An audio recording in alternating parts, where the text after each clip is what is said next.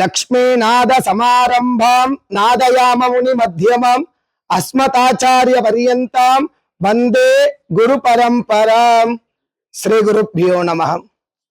ஸ்ரீ செல்வ விநாயகர் ஸ்ரீ கல்யாண ராமர் ஆலயம் பட்டாபிராம் பிடிஎம்எஸ் பகுதியில எழுந்தருள் பாலித்துன்னு இருக்கு. இந்த ஆலயத்துல அடியன் அர்ச்சகரா பணிபுரிகிறேன். ரொம்ப விசேஷமா இந்த வருஷம் நம்ம ஆலயத்துல 75ஆம் ஆண்டு ராமர் சீதா பிராட்டியோட திருக்கல்யாண மகோத்சவ வைபவம் ரொம்ப கோலாகலமா நம்ம ஆலயத்துல இந்த வைபவம் நடைபெற உள்ளது.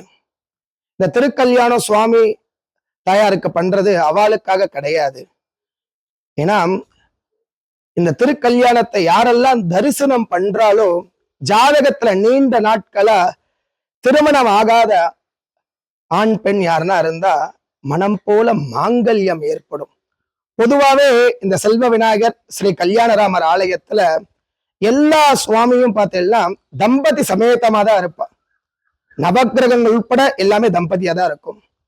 அதுல இந்த திருவள்ளூர் மாவட்டத்துல 75வது வருஷம் நம்ம ஆலயத்துல இந்த சீதா பிராட்டி ராமச்சந்திர பிரபுவுக்கு திருக்கல்யாண மகோத்சவம். இந்த வீடியோ மூலியமா பார்த்துட்டு இருக்க பக்தர்கள் நம்ம மாத்திர யாருக்காவது நீண்ட நாட்களா கல்யாணம் ஆகாத வரன்கள் இருந்ததுன்னா அன்னைய தினத்துல பண்ண வேண்டிய முதல் ஒரு பரிகாரம் மாங்கல்ய சரடு கொண்டு வரணும். அவ வாத்துல இருந்து அத சீதா பிராட்டி பாதத்துல வச்சுட்டு அதை கொடுப்போம். விரல் மஞ்சளோட கொண்டு வரணும்.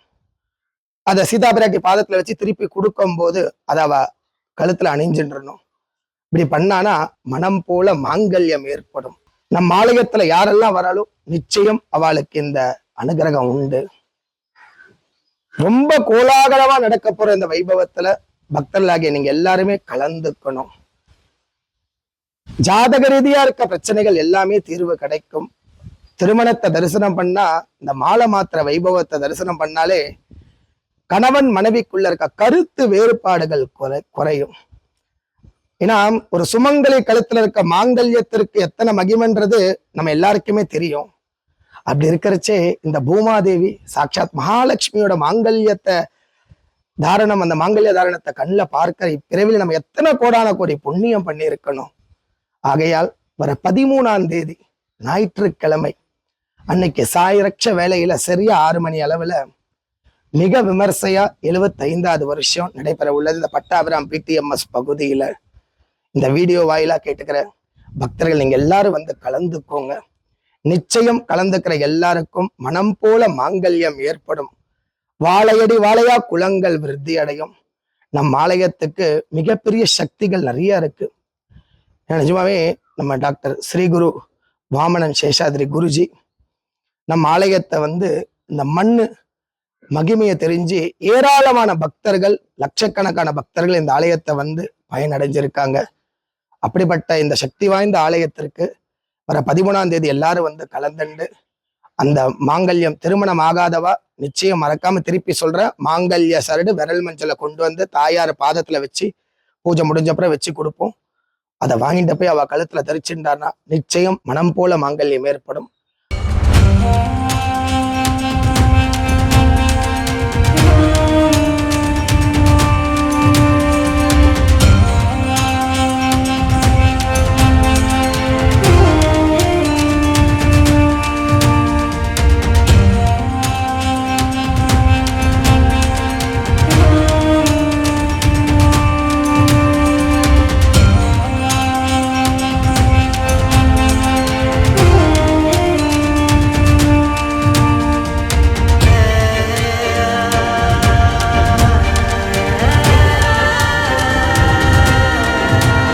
வணக்கம். பட்டாபிராம் பகுதியில் அமைஞ்சிருக்கும் ஸ்ரீ செல்வ விநாயகர் ஸ்ரீ கல்யாணராமர் ஆலயம் 75ஆம் ஆண்டு சீதாராமர் திருக்கல்யாணம். எல்லாரும் கண்டிப்பாக வந்துடணும். ராமருக்கு ரொம்ப பெரிய விசேஷம் இருக்கு. 75 வருஷம் தொடர்ந்து பண்ணக்கூடிய வாய்ப்பு இந்த பகுதியில் இருக்கு. இங்கே திருவள்ளூர் மாவட்டத்தில் 75 வருஷம் பண்ணக்கூடிய ஆலயங்கள், ராமர் ஆலயங்கள் ஏதாவது இருக்கானா ஒரு விரலை எண்ணக்கூடிய அளவுக்கு தான் இருக்கு. அது நம்ம கோவில் அதில் ஒன்று இருக்கிறது ரொம்ப பெரிய விசேஷம். இங்கே இருக்கிற விநாயகர் ரொம்ப விசேஷம். குறைஞ்சபட்சம் 100-150 ஆண்டுக்கு மேலே இருப்பார். பிரிட்டிஷ் காலத்தில் கட்டப்பட்ட ரயில்வே கோட்ரஸ் இந்த இடம் எல்லாமே அந்த மாதிரி பகுதியில் விநாயகர் பிரதிஷ்டை பண்ணியிருந்தாங்க. அந்த விநாயகர் ரொம்ப விசேஷம் என்னன்னா நன்னிக்கல்லால் செய்யப்பட்ட விநாயகர். அது ரொம்ப விசேஷம். நன்னிக்கல்ன்றது நிறைய பேருக்கு தெரிஞ்சிருக்க வாய்ப்பில்லை. சித்தர்கள் பயன்படுத்திய மருத்துவ கல் அப்படின்னு சொல்லுவாங்க. அது ஒரு பச்சை நிறத்துல இருக்கும். சுவாமி வந்து சிறுசா இருந்தாலும் கீர்த்தி பெருசுன்னுவாங்க இல்லையா, அந்த உதாரணத்துக்கு வந்து நம்ம கோயில் வந்து மிகப்பெரிய உதாரணம். இந்த மண்ணுக்கு வந்து நீங்க வேண்டிய விஷயங்கள் எல்லாமே கண்டிப்பா நிறைவேறும். இங்க நிறைய பேர் வந்திருக்காங்க, நிறைய மக்கள் வராங்க. நீங்களும் வரணும், இந்த திருக்கல்யாணத்துல கலந்துக்கணும். ராம திருக்கல்யாணத்துல கலந்துக்கிறது என்ன விசேஷம்னா, திருமண தடை இருக்கிறவங்க கண்டிப்பா வந்து கலந்துங்க. ஏன்னா ராமர் கல்யாண ராமரா இங்க இருக்காரு, மங்களகரமா இருக்காரு, சீதையோட இருக்காரு. அதுவே பெரிய விஷயம். இந்த 13ஆம் தேதி காலையில சுவாமிக்கு வந்து 7 நதிகள் கொண்டு வந்திருக்கும். அந்த 7 நதிகளும் வந்து 3 நாளா 3 திருக்கோவில இருந்து ஊர்வலமா கொண்டு வந்து ஞாயிற்றுக்கிழமை 13ஆம் தேதி காலையில ஒரு 9 மணி அளவில் சுவாமிக்கு திருமஞ்சனம் பண்றோம். ஏன்னா அது ரொம்ப விசேஷம். ரொம்ப சிரமப்பட்டு 7 நதிகளை நம்ம தெரிஞ்சவங்கலாம் பேசி அங்கேருந்து கொண்டு வந்திருக்கோம். இந்த 7 நதிகளும், ஏன்னா 7 நதிகளை நம்ம வந்து ஆவாகனம் தான் பண்ணுவோம் பெரும்பாலும் கலசங்களில். 7 நதிகளையும் இந்த வாட்டி கொண்டு வந்திருக்கோம். அது எங்களுக்கு ஒரு பெரிய பாக்கியம். இந்த 7 நதிகளும் ஊர்வலமாக கொண்டு வந்து சுவாமிக்கு திருமஞ்சனம் பண்ணி, சுவாமி அந்த தேதியில் வந்து நம்ம கோயில் வந்து திருமணத்தோடு காட்சி கொடுப்பாரு. அதே மாதிரி திருமணத்துக்கு வரக்கூடிய அனைவருக்கும் மாலை 6 மணிக்கு மேலே திருமணம் நடக்கும். வரக்கூடிய எல்லோருக்கும் வந்து மாங்கல்ய சரடுகள் கொடுப்பாங்க, பிரசாதங்கள் கொடுப்பாங்க. கண்டிப்பாக வந்து கலந்துங்க.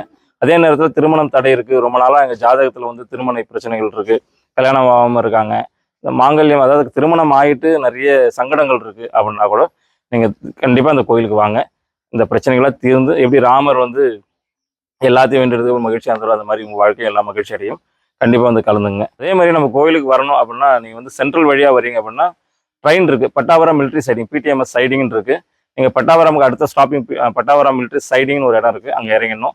இல்லை நீங்கள் பஸ்ஸில் வரீங்க அப்படின்னா நீங்கள் இப்போ ஆவடியில் இறங்கி S47 ஒரு பஸ், மினி பஸ் இருக்குது, ஆவடி டு மிட்னமல்லி அப்படின்ற ஒரு வழித்தடம். அதில் நீங்கள் PTMSன்னு கேட்டிங்கன்னா அங்கே இறக்கிடுவாங்க. இறங்கினோன்னா ஒரு 2 நிமிஷம் கூட ஆகாது. அங்கேருந்து ஒரு 100 அடி தான் அந்த கோவில். நீங்கள் பயணம் பண்ணுறதா இருந்தால் இந்த மாதிரி ஆவடியில் வந்து பஸ் டிப்போக்கு வந்து S47 பஸ் ஏறுங்க. சென்ட்ரல் ஏறுறதா இருந்தால் சைடிங் பட்டாபுரம் மிலிட்ரி சைடிங் ஏறுங்க. மேற்படி விவரங்கள் வந்து அதில் வந்து உங்களுக்கு கூகுள் மேப் கொடுத்துருப்பாங்க, ஃபோன் நம்பர் கொடுத்துருப்பாங்க, கான்டாக்ட் பண்ணிக்கோங்க. கண்டிப்பாக வந்து எல்லாரும் இந்த கல்யாணத்தில் கலந்துங்க. நன்றி, வணக்கம், வாழ்க வளமுடன்.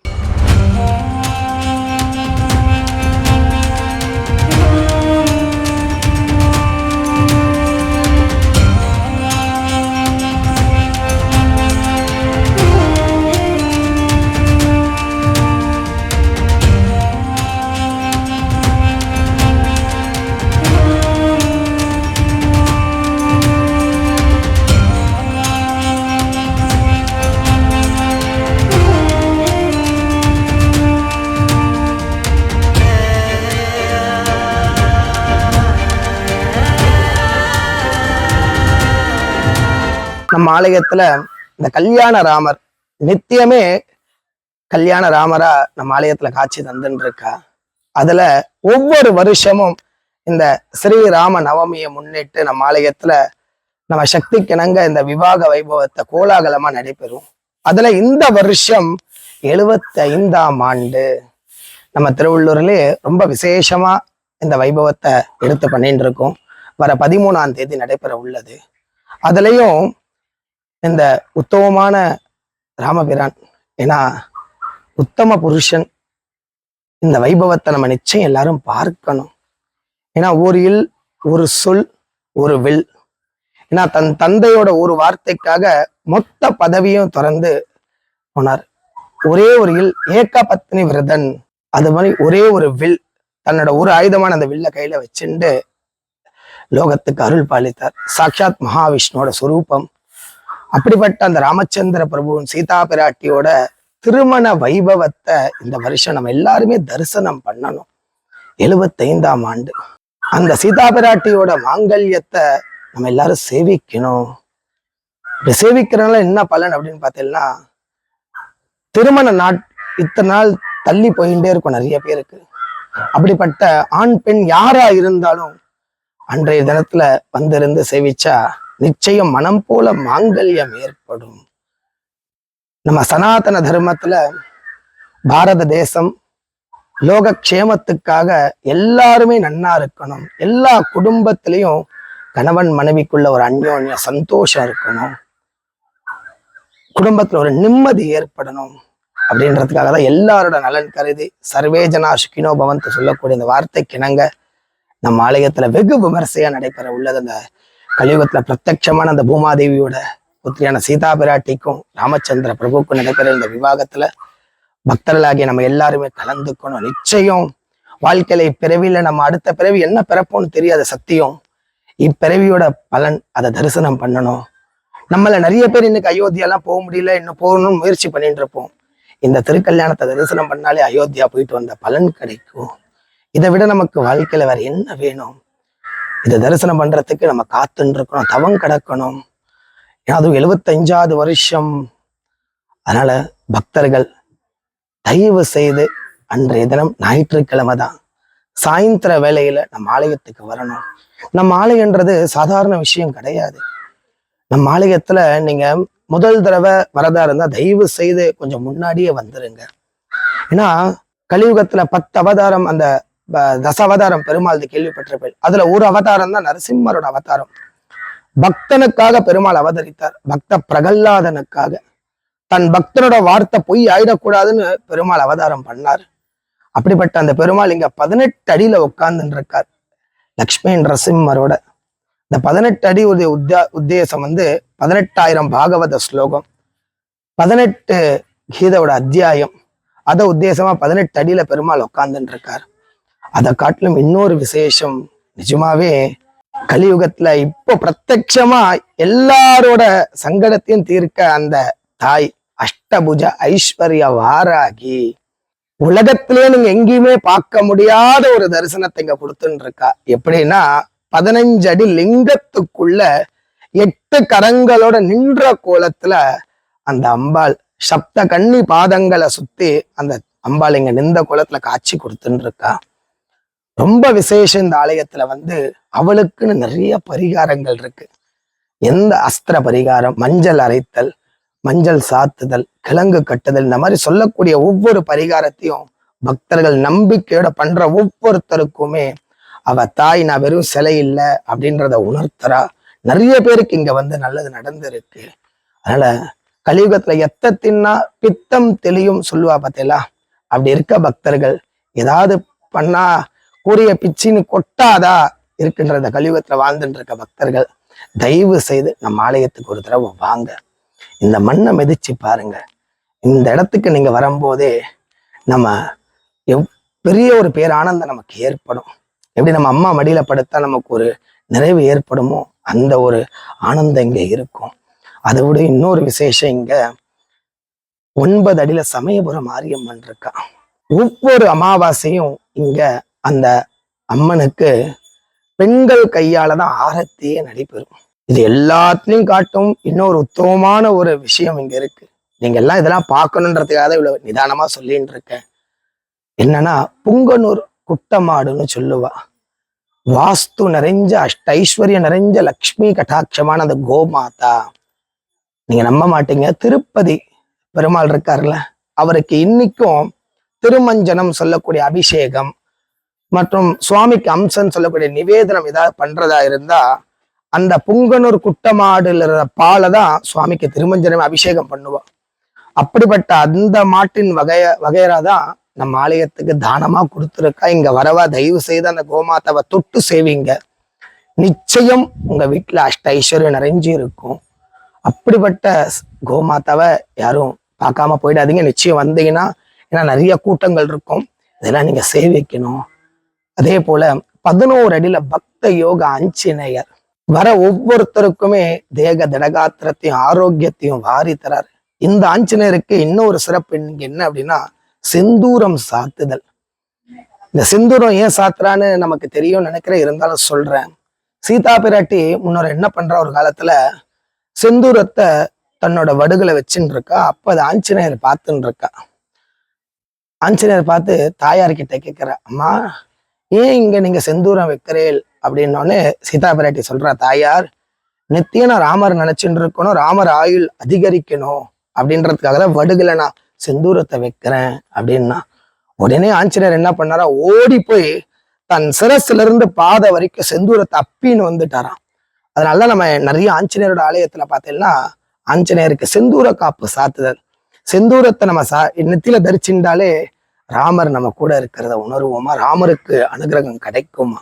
அதனால இங்க நமக்கு ஏதாவது உத்தியோக தடை அப்படின்னா அந்த ஆஞ்சநேயருக்கு செந்தூரத்தை சாத்தினா போதும், நிச்சயம் அந்த தடைகள் விலகும்.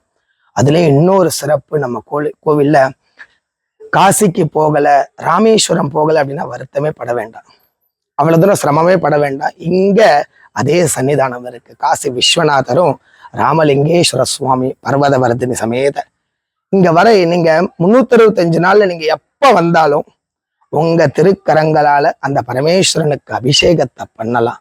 யாருக்கு கிடைக்க இந்த பாக்கியம்? காசிக்கு போனா கூட சில நேரம் நமக்கு அந்த வாய்ப்பு கிடைக்காது. ஆனா இங்க அப்படி கிடையாது. நீங்க எப்ப வந்தாலும் அந்த காசி விஸ்வநாதருக்கு அபிஷேகம் உங்க திருக்கரங்களால பண்ணலாம். அது மட்டும் இல்லாம இங்க நவகிரகங்கள் தம்பதி சமேதமா தான் இருப்பான். பொதுவா இந்த க்ஷேத்திரத்துல ஏகப்பட்ட மகிமை. அதுலயும் முனீஸ்வரன், ஒவ்வொரு பௌர்ணமி நம்ம ஆலயத்துல இந்த முனீஸ்வரருக்கு பாத்தீங்கன்னா விசேஷ பூஜைகள் நடைபெறும். இன்னைக்கும் இரவு நேரத்துல, நீ நம்ப மாட்டேன், இரவு நேரத்துல இங்க இருக்கும்போது நிறைய சுருட்டு வாசனை அடிக்கும். இன்னைக்கும் எங்களுக்கு வியப்பாதான் இருக்கும். அப்படிப்பட்ட சக்தி நிறைஞ்ச ஆலயத்துல நம்ம ஆலயத்துக்கு, இந்த ஆலயத்தோட மகிமை நாங்க உலகம் எங்கும் பரப்பணும்னு ரொம்ப தீவிரமா ஆசைப்பட்டோம். ஏன்னா பகவானோட சக்தி, இத்தனை சக்தி இருக்கே, எல்லா மக்களுக்கு தெரிஞ்சா எல்லாரும் வருவாளேன்னு ஆசைப்படும் போதுதான் எங்களுக்கு கிடைச்ச பெரிய ஒரு கிஃப்ட் ஸ்ரீ குருஜி வாமனன் சேஷாத்ரிஜி. நிஜமாவே அவருக்கு இந்த நரசிம்மர் கும்பாபிஷேகத்தப்ப பத்திரிக்கை, வாட்ஸ்அப்போ, ஃபேஸ்புக் மூலியமா போய் அவர் அந்த கும்பாபிஷேகத்துக்கு வந்து இந்த மண்ணை மிதிச்ச உடனே இந்த மண்ணில் இருக்க பாசிட்டிவ் வைபை உணர்ந்து அதன் பிற்பாடு பிரஸ்னம் பார்த்து இந்த ஆலயத்தோட மகிமைய தன்னோட யூடியூப் சேனல்ல போட்டு ஏராளமான லட்சக்கணக்கான பக்தர்கள் இங்க வருகை தந்து எல்லாரோட கஷ்டம் தீர்ந்து நிறைய பேர் இன்னைக்கும் எங்க இருந்தோம்லாம் ஃபோன் பண்ணி அவெல்லாம் வரத்துக்கு முயற்சி பண்ணி வந்துட்டு இருக்கா. அதனால பக்தர்கள், இது வேற எங்கேயும் இல்லை, இந்த கோவில் எங்கடா இருக்குன்னா பட்டாபிராம் PTMS பகுதியில தான் இருக்கு. அதனால அவசியம் கோவிலுக்கு வாங்க. நிச்சயம் எல்லா கஷ்டமும் தீரும். இந்த பூமியில நம்ம யாரும் கஷ்டப்படணும், நம்மளை கஷ்டப்படுத்தி எந்த தெய்வமும் தான் சந்தோஷமா இருக்காது. நிச்சயம் நம்ம கஷ்டம் தீரணும் அப்படின்னா இந்த மண்ணை மிதிங்க, கட்டாயம் கஷ்டம் தீரும், நினைத்த காரியம் நடக்கும், இது சத்தியம். அதனால அவசியம் எல்லாரும் கோவிலுக்கு வாங்க. வர 13ஆம் தேதி ஞாயிற்றுக்கிழமை மறந்துடாதீங்க, ராமர் சீதா பிராட்டியோட திருக்கல்யாண மகோத்சவம். அவசியம் கலந்துண்டு அந்த மங்களகரமான அந்த வைபவத்தை தரிசனம் பண்ணி வீட்டுல இனி மங்களகரமான சுப நிகழ்ச்சி நடக்கணும்னு அடியனும் பிரார்த்தனை பண்ணிக்கிறேன். நமஸ்காரம். ஜெய் ஸ்ரீராம்.